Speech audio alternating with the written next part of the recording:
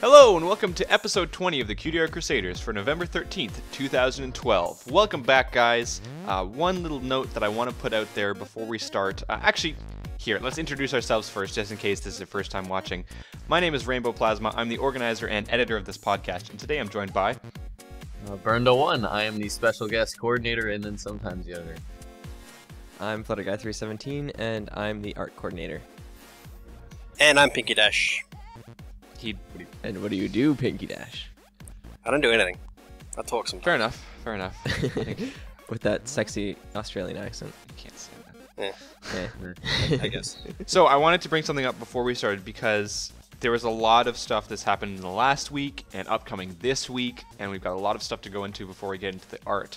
But the very first thing I wanted to say was, on Tuesday, there was a lot of stuff going on. Presidential election, Halo 4 just came out, which we'll talk a little bit about. But we also had an interview come out that day with White Diamonds. And if you don't know White Diamonds, you're really going to want to check out this interview because she is top-notch artist material, okay? And we had a fantastic interview with her, and I would really appreciate it if you guys gave some support to that YouTube video. So go on there. You can find it anywhere. You know, you go to our website, you go to our DeviantArt. It's all over the place. Go and check out White Diamonds' interview because it was really fantastic. And I don't want to kind of take something away from her interview just because there was a lot of stuff going on. So if you guys could show some love to that, I think that would be really awesome. So moving on to the actual podcast. We have some talking points. So how was that new episode? This is awkward. This is really awkward. Yeah, we record this on a Friday, Saturday for me. We haven't actually seen the episode right. yet. Yeah. Well, we have by the time you guys watch this, but not by the time we record. Yeah. What Oh my awkward God. timing, right? The premiere was amazing. It was so good. Let's just fake it. It was so my good. God.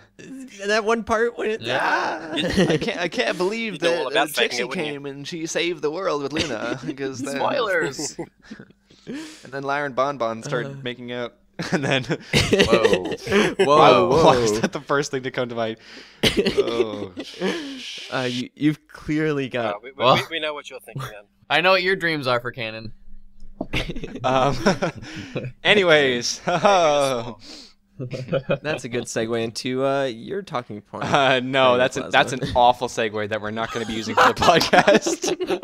That's an awful segue. I'm so not editing any of this out. Yes, you are. Oh, no. I'm going to start swearing really loudly. Oh, God. So anyways, Oh, man. like Pinky Dash said, we record on the Friday, so this is the 9th right now. So unfortunately, on the Saturday, the episode will be coming out. And it'll be awesome, I'm sure, but we can't really talk about it. Plus, we're not a general talk show. We're not the kind of people to go over the episode and go, this is what we liked and this is what we didn't like. We know the episode's going to be good, and we're here to talk about art. So, Yeah. Yes. don't expect us to talk about the episode, even though we kind of want to, but it just doesn't work out in the end. Oh. We'll talk about it next week. So, I'm talking about something else that's happening tomorrow, which I am actually a little bit more excited for than the premiere of Season 3. Because I'm not really a person to read a lot of fan fictions. It's just never really been my thing. I enjoy reading a lot, but it's just never really been my thing.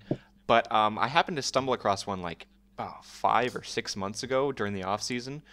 It's a fan fiction called Background Pony, and it is just top-notch. It's hard to explain what it is. It's a dramatic, very deep storyline. It's not like a happy thing. It's kind of sad.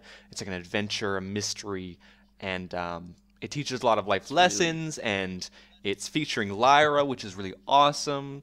And I don't have very many words to describe how awesome this fanfiction is. It's very long. Right now, it's sitting at 400,000 words. That is a lot of words, but trust me, if you can get into it, if you enjoy deep storylines and kind of deep thinking about life and all this different stuff, it'll blow your mind. And on Saturday, which by the time you hear this, it'll already be out, but they're releasing the last 2 chapters, chapter 19 and 20.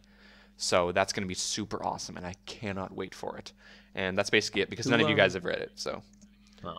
Well, I've read that chapter. Yeah, you've read the first chapter, so you know a little bit about what it's like, but... Who writes that? I'm gonna get Guess this they do a wrong, fantastic so let job. me just. I believe it's short skirts and explosions. Let me just, it's in my history. Let me just search it up really quick. Yeah, Short Skirts and Explosions is the name of the author, and he and or she, I'm pretty sure it's a he, I don't know. He's also written a couple of other longer ones, such as a famous one called The End of Ponies, which is another dark, kind of deep story, which is also fantastic. So, I don't know, I guess this is like a random promotion, but that's what I'm excited for, actually, more than the episode, because I've been following this story for like 6 months, and it's really awesome. All right, I'm done. You've actually started writing a fanfic of your No, own, we're haven't not talking about that Oh now. yes. No. Okay. Edit that out. Nope. you? Nope. This is not fair. So, Oh god. Hey, Vern, do you want to read my what is it? My fan fiction? Like, oh yeah, sure. Why am I in this? No, okay. Okay. Goodness. When I put it out, I'll talk about it. Fair enough. Halo 4. so yeah, Halo 4. Something else happened this past last Tuesday, which is Halo 4 came out, which Best has Tuesday.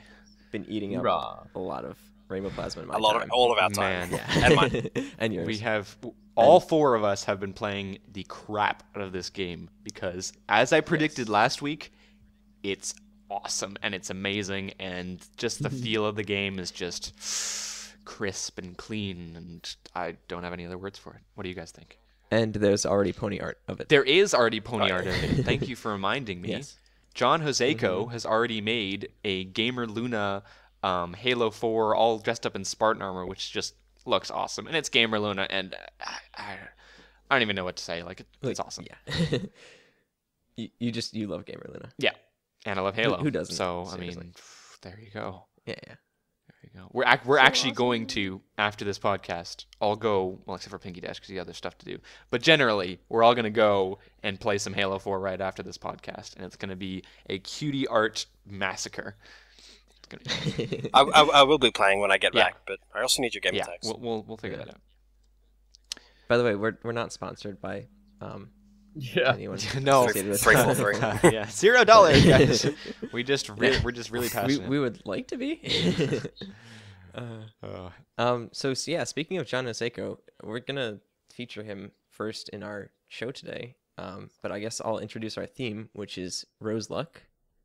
It's another pony theme, and yeah, Roseluck is kind of one of the underappreciated background ponies. So this one's Good Morning Roseluck by John Joseko, and we really wanted to go into Roseluck not only because you guys really appreciated it and really loved it when we did Colgate 2 weeks ago. So we decided let's go in a little bit more to fan favorite characters, kind of underappreciated characters. And again, this week we kind of get to feature a bunch of different artist styles, talk about them all while featuring around this one character. So we thought that would be awesome. And the first one is Good Morning Roseluck by John Joseko. Right. And John Joseko is just always so fantastic. Who's John? I never heard of John Joseko. I know. I mean, like he's fairly new on the scene. I mean, this one. He doesn't make too much content. No, No, it's no. very rare, but you know, it's good when it actually does come out. He's just starting out. You can see a little bit of derps here and there. It's JJ. Come on, guys. It's I know. JJ. Oh no, JJ's known for just his style, and I think he's the most popular brony artist out there. I think that's fair to say. He's definitely one of them. Yeah. Just in terms of DeviantArt, Probably, yeah. even In probably. terms of sheer amount of content, he is also. That's true. He does put out a lot of content. largest. So he did this series called Good Morning Blank, whatever the pony's name would be. He did it with like every single pony. Good But one Morning of the first Ponies. ones was Roseluck, I believe, wasn't it?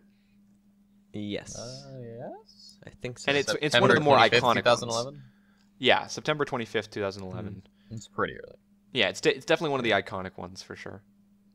So it's fantastic. I mean, I don't really know what else to say about it. This is just kind of an introductory piece. Yeah. I really like this Yeah. piece though, as far as like John Joseko's style. He has this transition of like his style and like skill and quickness. And in this one, in the Roseluck one, all of the outlines are black. So he's got the black outlines for everything. So it's like original style. And like as he goes through making more and more pony content, especially like within this year, he starts using colored outlines and he stops using black outlines and he like mixes it up. So I think this was like a sketch he did that he then like colored. And now in his sketches, he doesn't use black outlines. He uses like grayscale outlines, and he like makes them. For example, the game of Luna. Yeah, exactly. Yeah. Yep.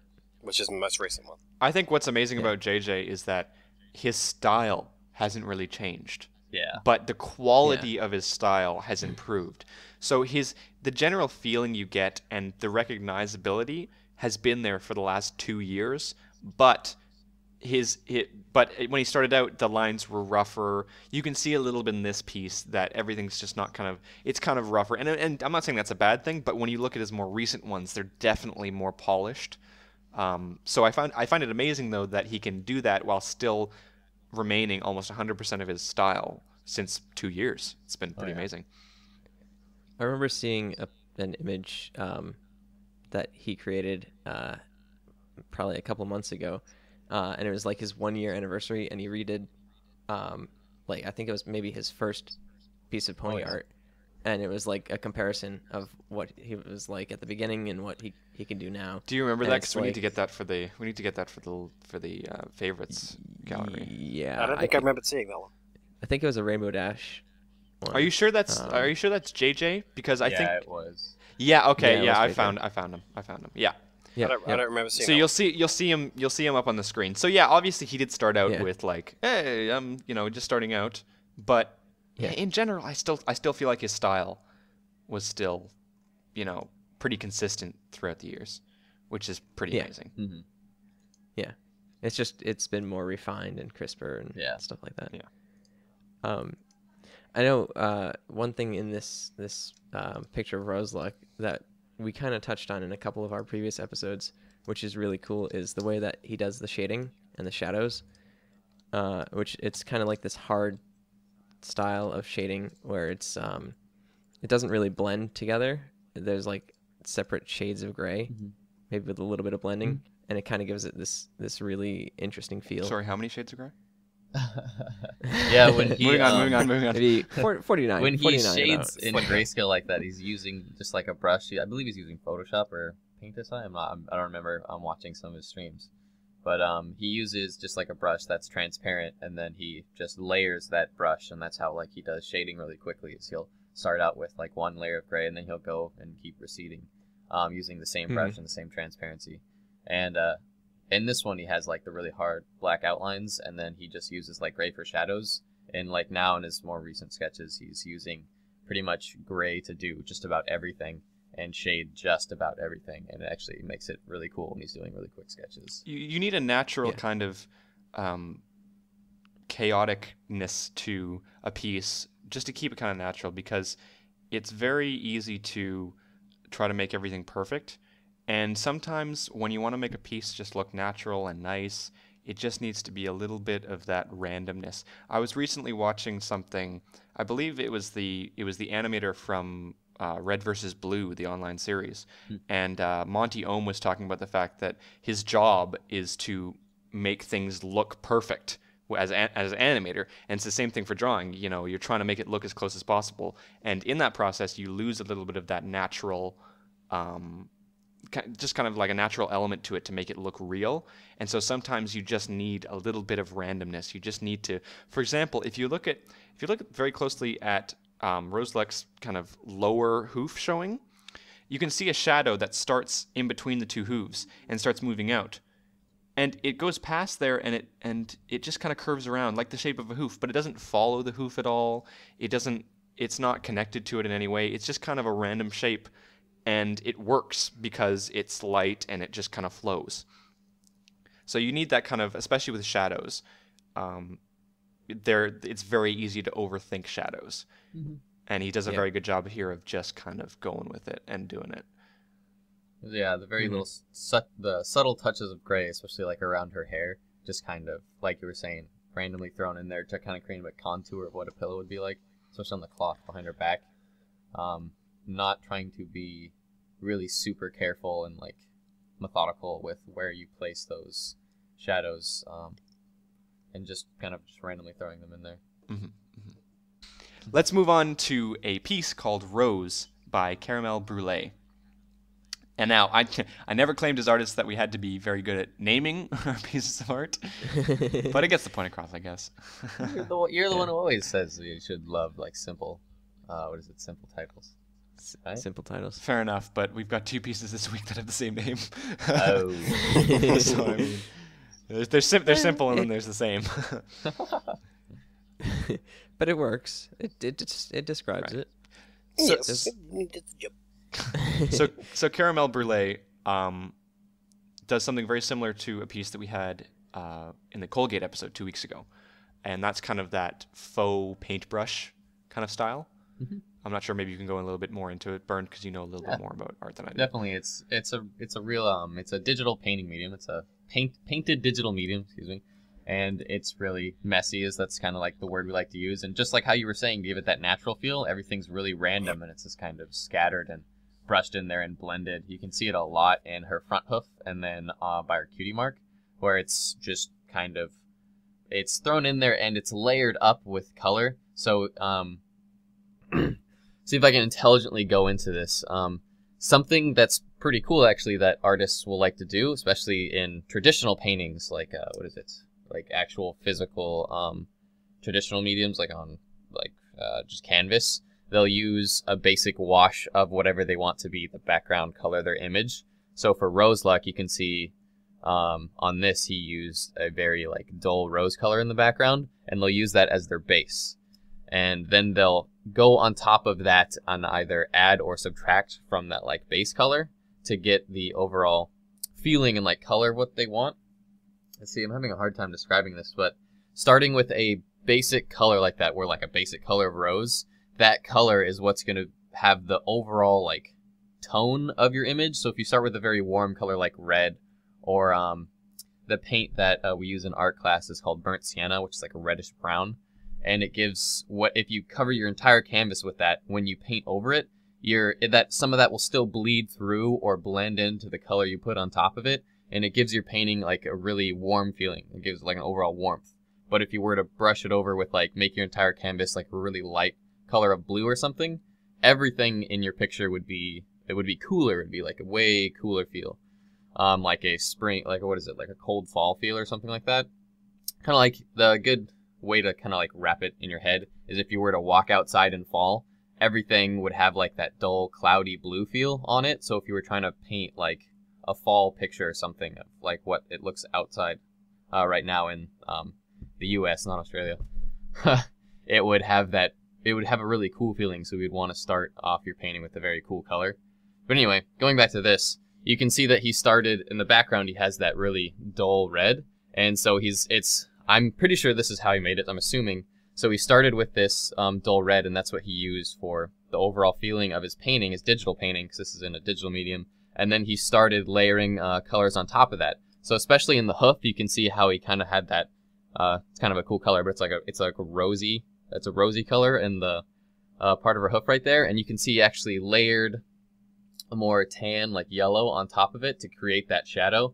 And he started layering in colors. And this painting's really well done, especially how he did everything kind of traditionally and like built up colors on top of colors.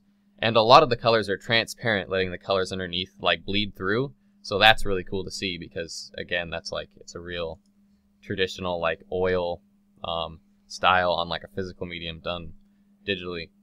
It's interesting when you look at the comparison between the previous pony that we featured, Colgate, and Roseluck, because both of them are very similar in that they're very defined by their colors.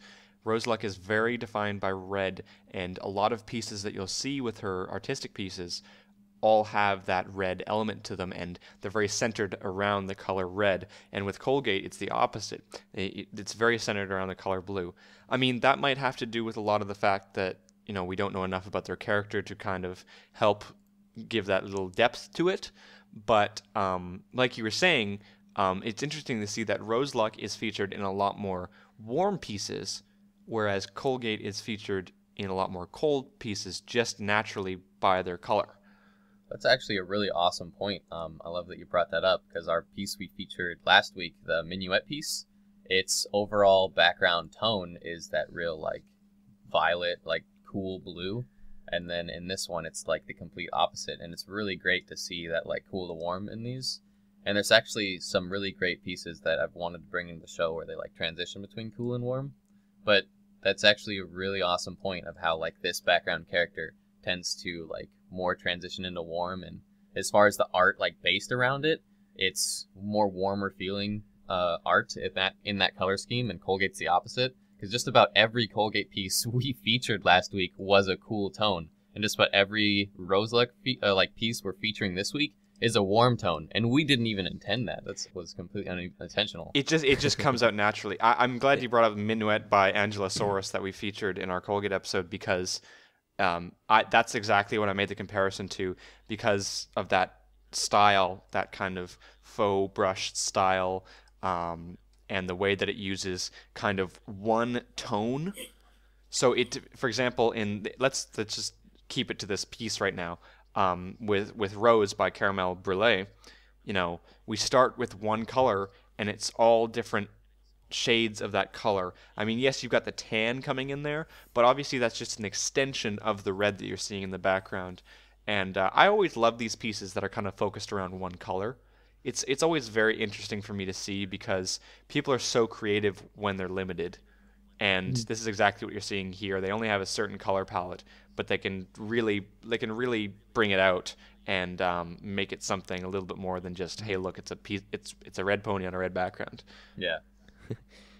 What I find interesting is that I think the most contrasting part of this piece is her eyes, just because they are a different hue of color. Yeah. And it kind of really draws your attention to, well, her face, and there's even kind of like a greenish hint on her face, which I don't know if this was intentional by the artist, but it really draws your focus to Rose's face. Let's see. Something interesting to talk about in terms of OCs, because it kind of relates to background characters. Because a lot of times you'll see background characters kind of look like they fit in the show, regardless of whether or not the fact that they're in the show or not. Background characters tend to look like they could be in the show much more likely than a lot of OCs that are made. And one of the design choices that's made there is because there's not a huge amount of contrasting colors. So, for example, I believe personally that, with the exception of Rainbow Dash, obviously, that there should only really be one contrasting color. There should be one contrast per character. For example, in Roseluck, you've got the red hair, you've got the beige coat. Let's use that term. And those go together very well. They blend. They're not a contrast. She's got the pink in her hair. That's not a contrast. She's got the rose there. But then you add a little bit of flair to it. You add the green in her eyes, and you add the green on her cutie mark, and that creates a really good contrast. And another one that I want to bring up is actually Burned, your OC, because your OC is kind of like a darker gray, and it's also got the dark blue in the hair, and those go together really well. But then you've got those yellow eyes, and it's just that little tiny bit of contrast. It shouldn't be much. It's just a little something that pops out, something that you want to emphasize with the character, and the eyes are always a great way to do that. And that's, I don't know, there's a bunch of stuff we could go. I'm kind of hoping in the future we go into everything to do with an OC, because we've had bits and pieces here about how to make a quote-unquote good OC. But I think this is really important here, because Roseluck is a perfect example of that very, very small amount of contrast making a big difference. Yeah, no, exactly. Something I wish I could get into more, but I'm still just learning, is like stuff about that, like color theory. And like red and green, I mean, they're opposites on the color wheel, so I believe that means that they're complements. But again, they go together really great and really subtly. And since they're kind of that opposite color, you don't want to like overuse them too much, but they stand out a lot, like right next to each other. And same with the yellow in her coat. That's technically like kind of a yellowish. So it's what is it? Color wheels are technically like 3 parts. So it's like the other primary color to red. But it's something I've been trying to learn in my painting class. Tertiary colors. It wouldn't be blue. It would be like purple. Tertiary is it's like the third step in between a color. Secondary. We're looking at. I believe if the opposite of red is green, then the opposite of yellow is purple. Yeah, it's the primary colors are red, blue, and yellow, and then the secondary colors are green, purple, and orange, and then tertiary would be in between that, so like yellow, orange, and orange, red, red, violet, stuff like that.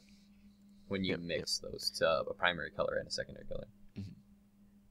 That's actually a good point. Is anyone who's trying to make an OC for the first time, definitely concentrate on the colors and go to there's a couple of sites on the internet that have like color wheels and will show you like complementary colors, and you can really choose your base hue and then try and figure out what the other colors you should use on your pony are. Colors that go well together. Yes. It's very important because I've heard a lot of people say, use this color wheel, it's great. And I agree with that. It can be very good. But I also firmly believe in a lot of just natural looking at it and seeing, does this go well together? I mean, I wouldn't put together red and green That's naturally kind of what I do. just because they're opposites. It works here, and we see it works, but yellow and purple, they're opposites, but, they don't necessarily work together in a pony environment. Yeah. So it's a lot of it comes down. We're gonna have an OC. We're gonna have an OC episode, and we're gonna go over all of this soon. And we've got tons of great questions about it. So we're gonna go over all of this. But yeah, definitely in terms of colors and OCs, that's probably to me the most important part is the color of your OC.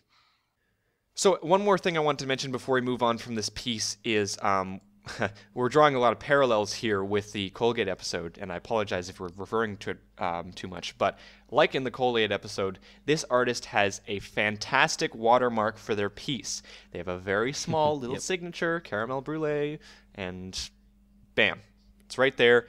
That is not obstructive at all, and it's very small, by the way, but I also respect it a lot because that artist protects their work, and it's, if you are an aspiring artist, there you go. That's how you do it. That's how you do a little signature.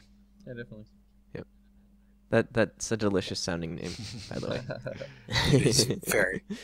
Something else my artist teacher would love to say is you can tell when you're really using colors well because they look delicious. they look just awesome and rich, and like all the colors in this are delicious colors, if you will. Caramel Brulee is a fantastic example of a person who is so talented that they can do a multitude of different styles. And he or she, again, not exactly sure. I'm just gonna say he for the sake of the argument here. So he has just not that many pieces, but I would highly recommend checking out the gallery, just going to this piece and then clicking on the artist, because there are a lot of fantastic pieces that we might look into in the future, and just the amount of differing styles and mediums used is just it's signs of a really I have really tons good of this artist. artist's work in like my folder to use forever now. Yeah. All right. So our next piece is called Rose again, by subject number 2394. No offense, but both those names are. Oh man. I love this piece. Also, just want to point out piece. just quickly that you keep making similarities between our episode currently and our Colgate one. The subject number 2394's icon and DeviantArt is Colgate, and this is a Roseluck piece. It's a pretty big coincidence. Nice. Just wanted to say that. That's awesome. This artist is another one that makes very different styles, and has not only just done in this kind of quote unquote ultra realistic, very finite, detailed kind of work, but also does like a cartoony style, and they've got their own version of show accurate and a bunch of different things. So again, that's a really cool. And no way I didn't know. I literally just finding this out now. But there was fan art that I saw of Background Pony, and I'm gonna force you to put this up on the screen. But there's fan art that somebody made of Background Pony, and I just realized now that this is the person that made it. So Nice. there you go, Background Pony, tying it all together here, folks. Subject number 2394. Can I just say I really like her mane? I love it when people do that sort of ultra realistic, individual strands of hair and the manes and tails. I love that. Yeah. Yeah, it's fantastically definitely, done, it's too. definitely.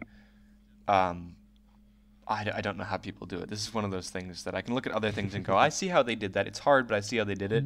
This one, I don't know. It's just, it's hair. It looks like hair. Yeah. Yeah. Besides the hair, like as far as being a like well-made or good piece of art, this piece of art has a lot of things going for it that the artist used really well, especially in hues and blending on like the coat of Roseluck, especially in the ear. How like you have that red hue that kind of separates the bottom of the ear from the top of the ear, and something even if the artist was aware of it or not, something that we were saying in a recent previous episode was that if you have a warmer color on something, it will tend to create the illusion that it is closer to the viewer, and then cooler colors will recede and they'll kind of go into the background. So having that like warm red tint on the front part of the ear there, you can kind of tell that there's a dimension, like a 3D dimension. It kind of creates the illusion of that. Well, also just the piece in general. I mean, oh yeah, the entire thing is very. I don't really know the way to describe it, but it's obviously green, and you've got the cooler green in the background, the green gray in the background, and then you have the hair and the rose up front, and that kind of helps reinforce. And again, how we were talking about, like those colors are complements, so like they go really well together. And it's interesting how this artist has decided to go in the opposite direction of the previous one. The previous one said, "This pony's red, let's go for it," and subject number 2394 said, "Look, we've got this complementary color, we've got this standing out green, let's run with that."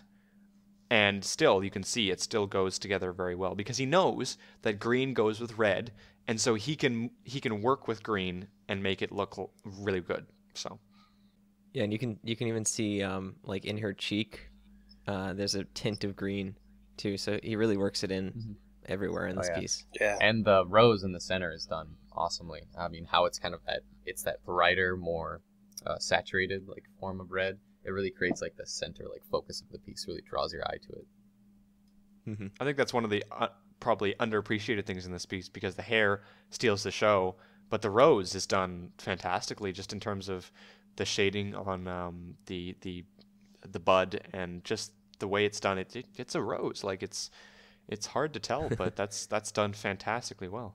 Yeah, it's almost like this ultra super realistic 3D kind of feel to it. Really pops off the page. I always said it kind of felt like Tim Burton, kind of those almost like a claymation kind of feel to it. I'm not sure what it is about it. Yeah, the composition in this piece is awesome. In fact, actually, now that I'm reading, if you look to the artist description, he actually talks a little bit about the piece and what the artist put into it. Let's see. The artist says, in terms of composition, this is supposed to be symmetrical, using the rose's stem and Roseluck's hair to form the same curving shape. The eye and the rose head at the end of these... They're at the end of both of those curves that are symmetrical.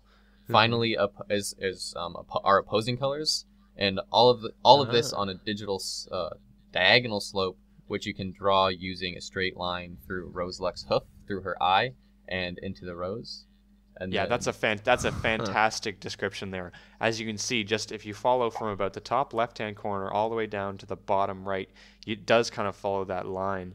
And I love it. I love it when artists include that in the description. They go a little bit in depth with their own stuff, because as much as we can, when we have things on here and we talk about what's good about them, a lot of times it's speculation about what's gone into it or talking about the result, but we can never truly get the how they actually did it or what they were actually thinking. So it's always nice when we see artists put something in the description to talk about what they thought of when they were making this or what their process was.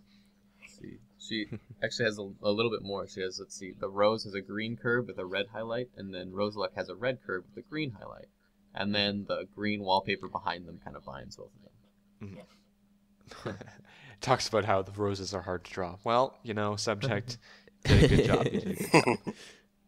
Yeah, you did the rose awesomely, so well done.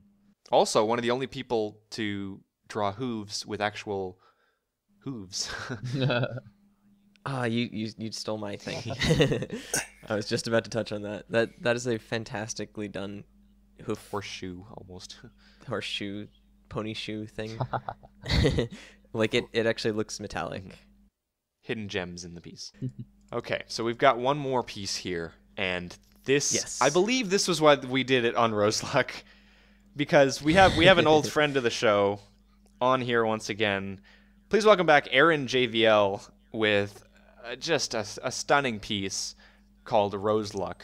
Again, like, we're not artists, we're not always the most creative with names, but he more than makes up for it with this piece. This is actually recently done, which is why we're doing the episode, because we recently saw this one, made on November 2nd, and Yeah. I don't know what to say about this. I think we've exhausted all we could say about Aaron JVL. Just fantastic. He's just fantastic. Yeah. Yeah. I think we all love just about everything with this. Yeah, I mean, you can name off a bunch of stuff. The lighting is done very well. It's got a very natural, painty feel. The hair is it's got enough of that realistic feel to feel like you can look at the strands. It's got a fantastic watermark. I mean, it's like all the stuff we talked about here all kind of coming together.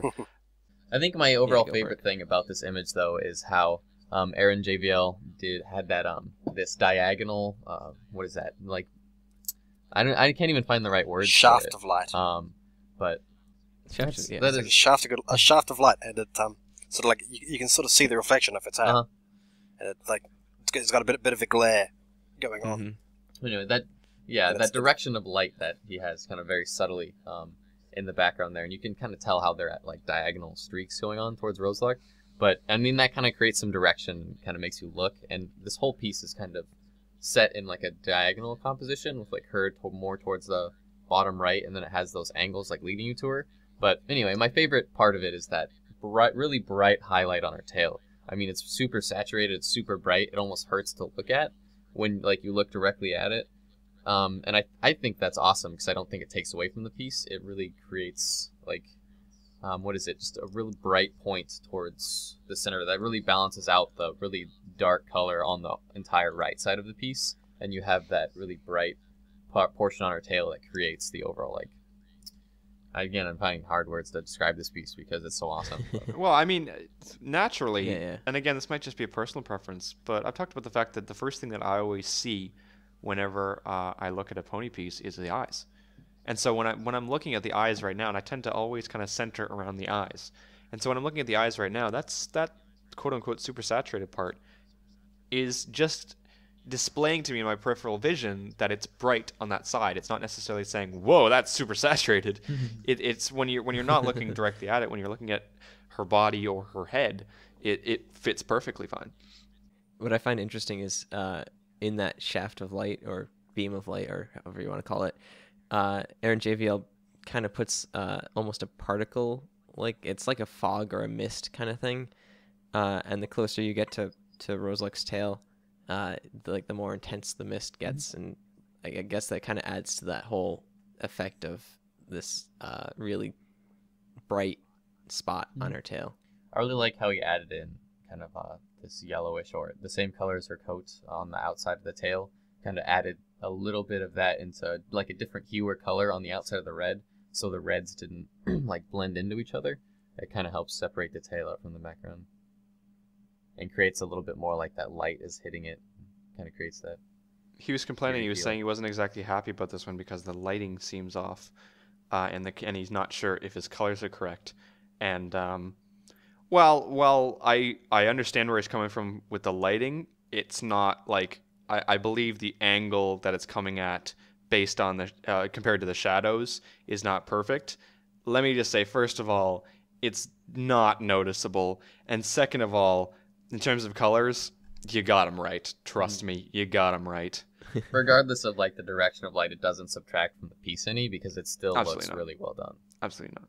Yeah. It's funny that you were mentioning diagonal, because I just noticed that the ground she's actually sitting on is also on a diagonal perspective.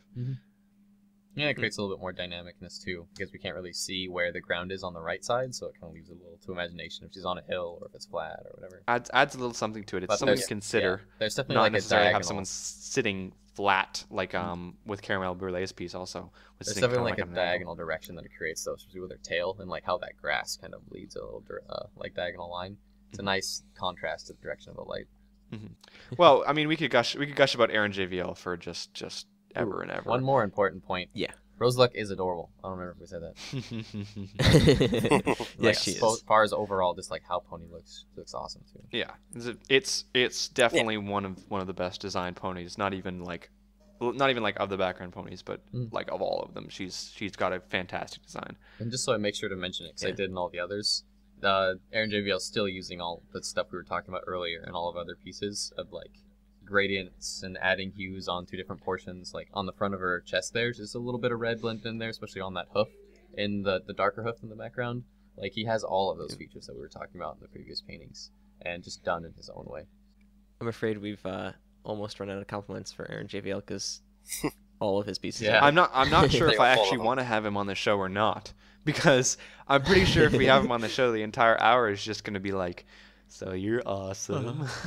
So you made this great piece. You made this piece, and we love that. And let's move on to the next. Oh man. Oh. Yeah. But I think the entire episode would just be like giggles. like moments of silence Giggles. and giggles. Yeah. Yeah. Okay, so we have to move on to questions Okay, because moving we've Yes. got a few questions this week, and I want to get them all done before we close out here. So Piggy Dash, go with the questions. And running out of time. Okay. Okay, first question I've got here is, what shows do you enjoy besides MLP-FAM, sent in by Zari, or Zari? I'm sorry if we got your name wrong. Heyo. We have fun here. We have fun Oh, here. that was bad.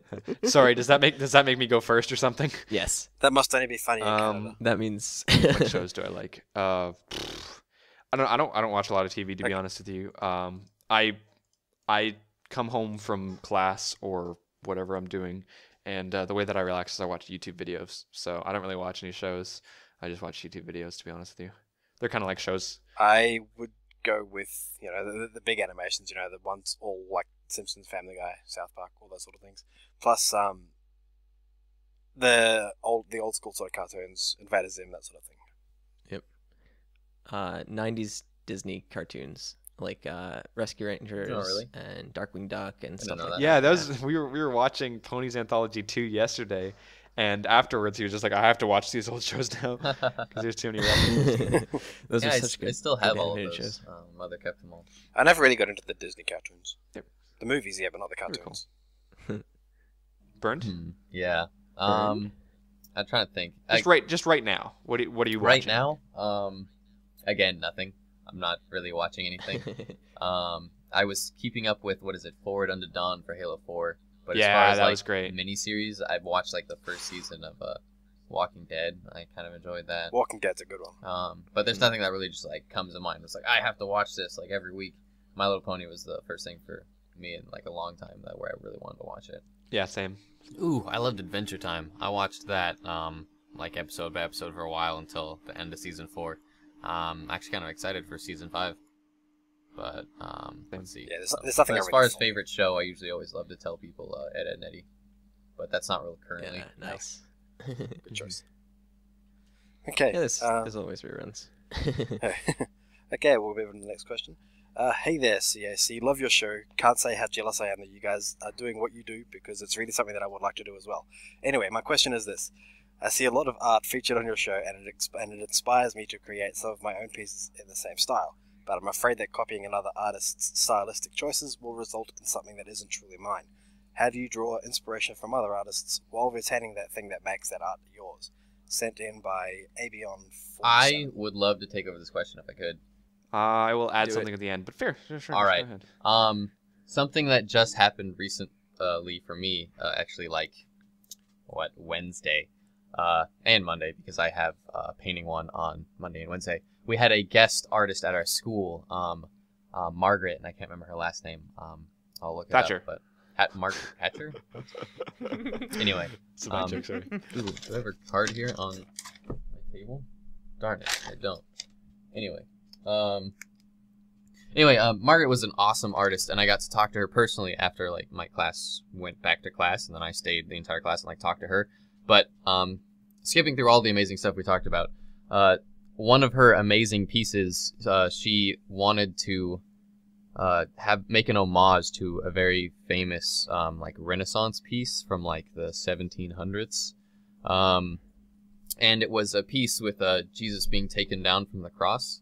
And she didn't want to like paint this and then have everyone think she's like really religious, or like that was like the symbol she was trying to portray. She just really loved the painting and the composition of it. So I don't know if this is really relevant to your question, but how she retains like originality for like her own style and using someone else's art, but yet still her own, is she took this piece and she used the composition of Jesus being like supported with like his hand out. And she took this and painted it, and then she flipped it upside down. And then she completely painted over it and completely hid the image and just used the composition of that painting, because that's what she loved so much, and then kept that in her work, in an overall painting. And that might be a little hard to understand, because I kind of just really roughly summed it up because I didn't want to like talk forever about it. But let's see. Your question was, how do you draw inspiration from other artists while retaining things that makes your art yours? When you look at other artists, look at what they did amazingly. Look at really fine works of art, like fine art from like the Renaissance or 1700s, something like that, and amazing works of art. Look at that. Look at what it did awesomely. Look at what you loved about it. And then when you make your own art, just take that into account. Don't copy it, but take that into your own art and be like, how do I do this in my own creative way? So, like, if you're looking at the Roseluck we just featured by Aaron JVL, like, in the overall color into it, and, like, the highlight, try to mess with that. Try make it a Colgate piece. Try to make a Colgate in a similar position. Flip it, make it, instead of going left to right, make it go right to left. And you change the overall color scheme, make it a cool or something. But you should take inspiration from other artists that are better than yourself, and always ask yourself, what did they do amazingly? And then try to apply that in your own art. And that's really how you use other artists' art intelligently to basically better yourself as an artist. Everyone draws inspiration. You just don't always see it. When you see people like JJ putting out things, you go, man, that's really cool and original. And I'm not saying it isn't cool and original, but it doesn't necessarily mean that he just made that up in his head and bing, it's there and it's his and it's 100%. Nothing is original on the internet, okay?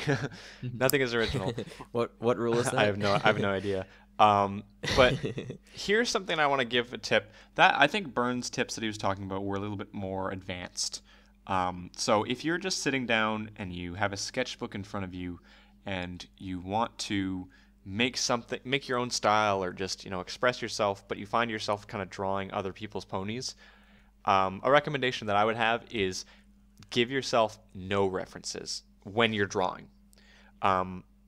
Everyone has their own natural style, and you're only going to see your own natural style if you don't have other people getting in the way of that. And again, take inspiration from people. I highly encourage you to go out and look at what makes things good and look at what makes certain pieces like their style.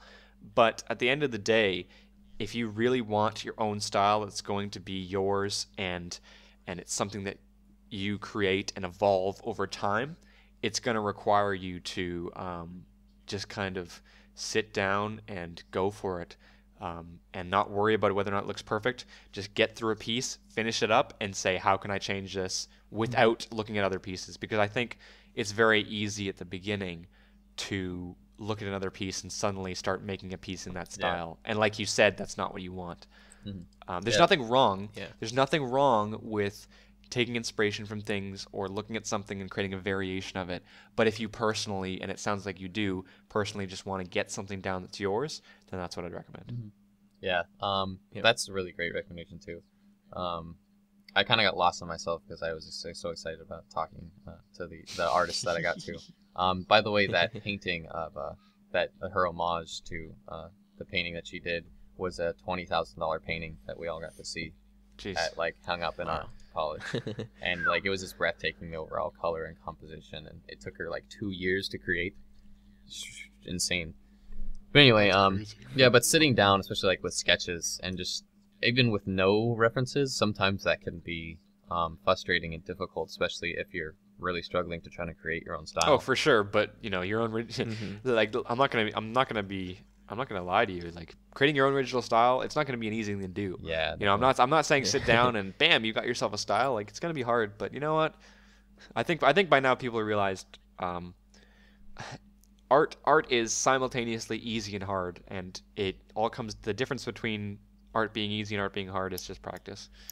So Definitely.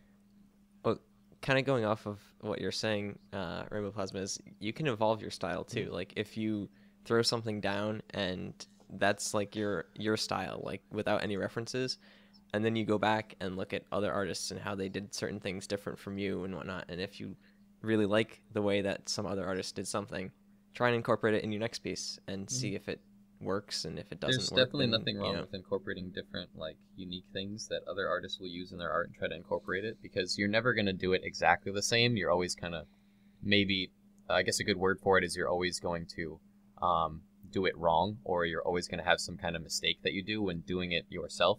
And sometimes those mistakes actually help a lot to create, like, a unique style when using other artists as a reference. And a lot of artists that I've seen, especially pony artists, they'll be like, I'm testing out this pony artist style and how they do art. And they'll kind of do each other's, or they'll kind of practice each other's styles of how each other do ponies. And then like sketch ponies and, you know, features or like style choices. And it's actually a really great way to develop your own unique style. There was one artist that I was following, and he was so mad with how his style was turning out and he didn't like it, that he said, forget it, I'm completely switching up and imitating this style of artist because I love this artist so much. And from that point, he completely like went a complete different direction, developed his own really unique style that I feel turned out better than the artist that he actually loved so much. But unfortunately, I forget his name, but that's a great example of something like that.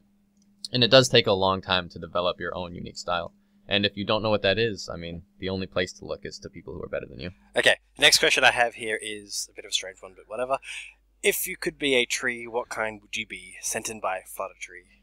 See, this is the most beautiful question I think we've ever gotten. I'm so glad we're getting down to this, because like we've gotten through these other questions and they're just fluff. I'm going first.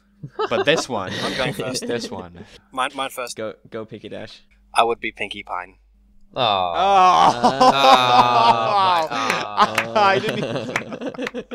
didn't even expect that. Oh my! Where did that even come from? All right. Well, on a similar note, I would be Flutter Ash. Oh god. No. Get off the stage. Get off the stage. No, I actually thought that was pretty good. But I don't know. I've never thought about what kind of tree I'd be. I'm not creative enough to think of pony puns. See, I looked at this from way too much of a realistic standpoint. You guys are all looking at these like pony puns and like warping it in. Like, my dad raised me to love gardening and like trees and fauna. So like I know all these stupid names of the stupid trees in my backyard. So I was thinking like, I really like cedar, but you know, I've never really lived around oak. But in Alaska, I was always around pine. So maybe I don't know if I'd be an evergreen, but maybe I'd be deciduous. I was like thinking about it, but I've always loved like Japanese maples and like how their leaves look.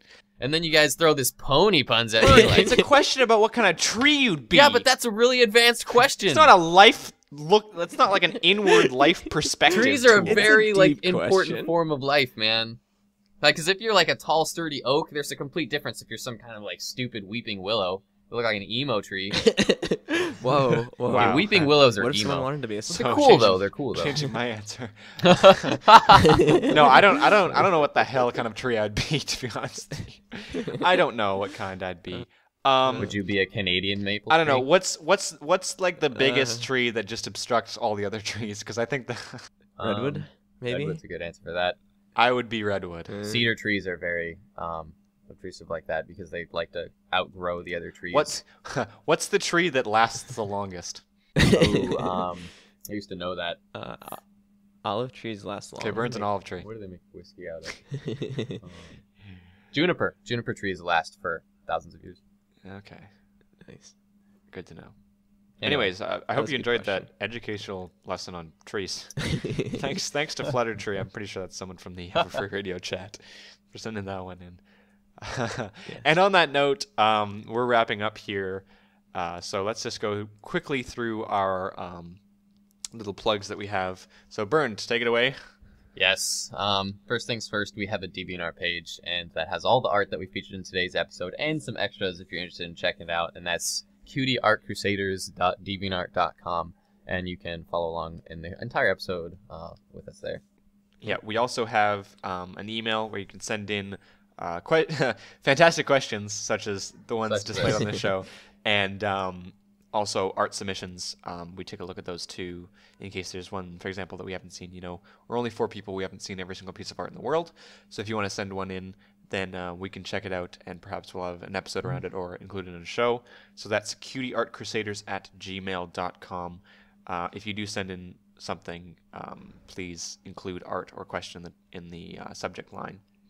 We also have a Twitter account and a Facebook account. And Flutter Guy, you can tell them more about that.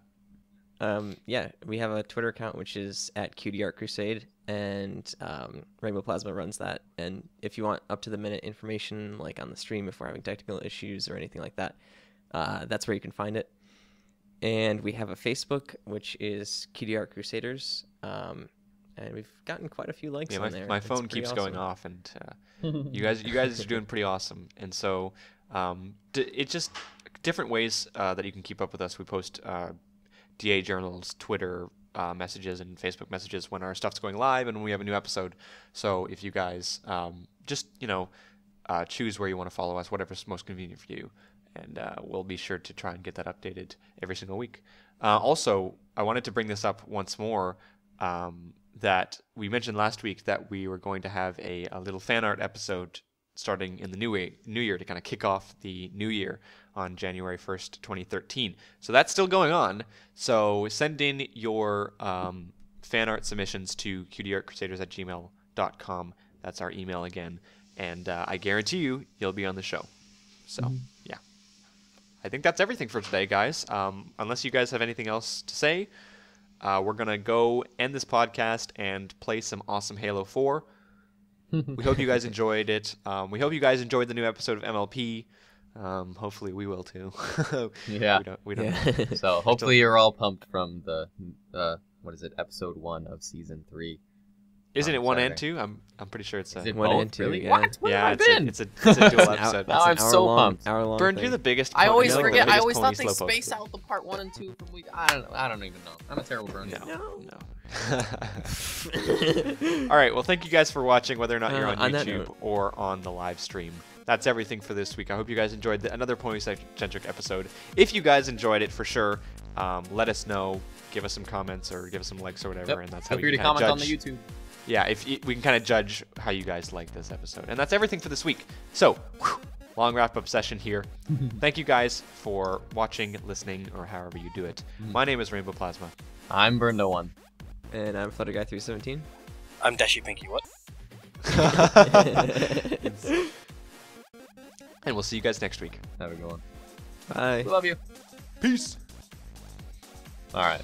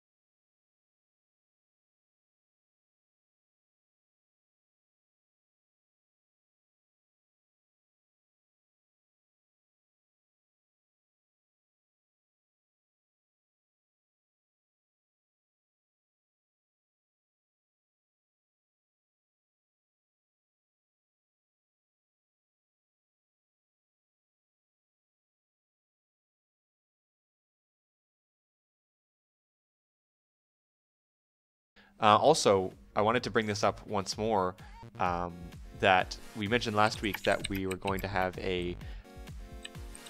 Pause for clicking. Sorry. That's okay. We mentioned last week that we were going to have...